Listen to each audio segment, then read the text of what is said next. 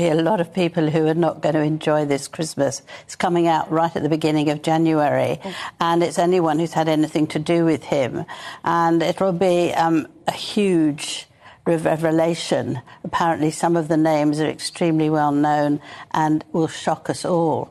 But we know that one of the names is, of course, Prince Andrew, and it's going to ruin his Christmas and maybe the whole royal family's.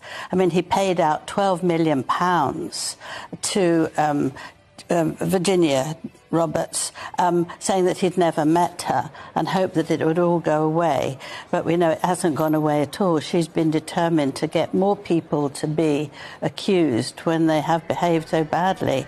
So it's very, very difficult. And I think it's quite interesting that Prince Andrew has been trying lately, so I hear, to get back and to do something for the family, because there's also there's sort of people to do it, really. And King Charles has been very firm and said absolutely not. And I think he must be quite relieved about that. I don't suppose now that we would see him. He's been invited for lunch. He was invited last year at Sandringham for a Christmas lunch.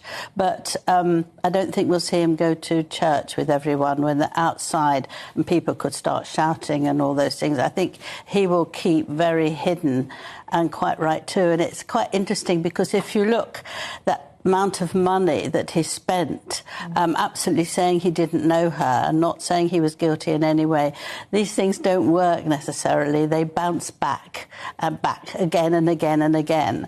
And there's one woman who says that her name is Joanna Schoberg, and 22 years ago she sat on his lap, she admits that, and he started groping her breasts. This is Prince Andrew we're talking about? This is Prince Andrew, yes. So he's in for perhaps another sort of But just because his name this is a list of associates, that's what it's being called, doesn't mean they're guilty of anything, does it? No, it doesn't mean that anybody's guilty, but it means that you can then investigate whether they're guilty. There'll be a lot of people saying